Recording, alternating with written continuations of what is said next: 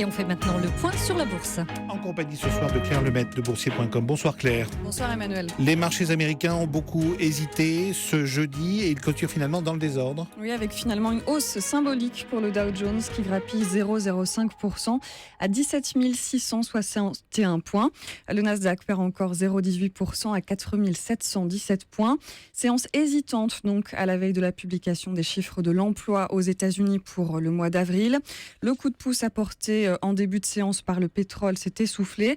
Vous le disiez dans le journal Emmanuel, les cours sont remontés après le spectaculaire incendie au Canada qui fait craindre un arrêt de la production dans la province de l'Alberta. Ce soir, le baril de brut léger américain reprend tout de même 1,2% à 44,31 $. La fermeté du billet vert aussi a pesé avec un euro qui perd 0,7%, de retour sur les 1,14 $. Au chapitre des publications d'entreprises, le titre du constructeur automobile Tesla a chuté de 5% malgré des trimestriels meilleurs que prévu. Déception aussi pour Merck après des ventes de médicaments décevantes. Le titre perd 1,3%.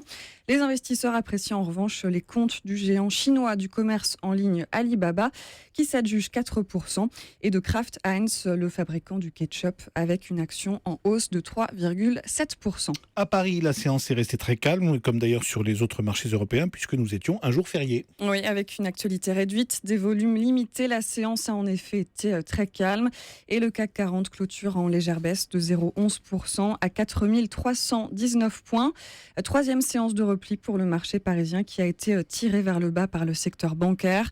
Société Générale et Crédit Agricole perdent ce soir plus de 2%. BNP Paribas, moins 1,3%.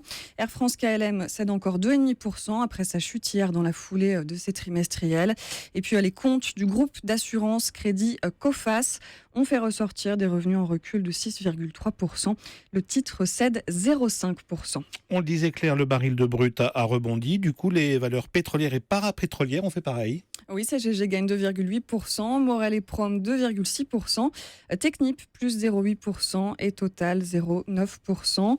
Nexans grimpe de 5,5%. Un retour en grâce alimenté depuis hier par Goldman Sachs qui a dit tout le bien qu'il pensait du dossier.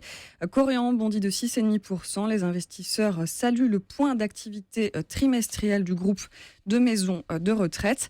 Et puis belle séance aussi pour Aperam, plus 2,3% après les résultats de l'aciériste dévoilés hier soir. Ailleurs, en Europe, les marchés financiers ont terminé en ordre dispersé. Plus 0,1% pour Londres et plus 0,2% pour Francfort. Madrid gagne 0,4% et Amsterdam plus 0,5%. Peu de changements également pour Milan, moins 0,1%. Et pour Bruxelles qui perd 0,2%. Enfin, Zurich cède ce soir 1,2%. C'était Claire Lemaitre. Merci Claire.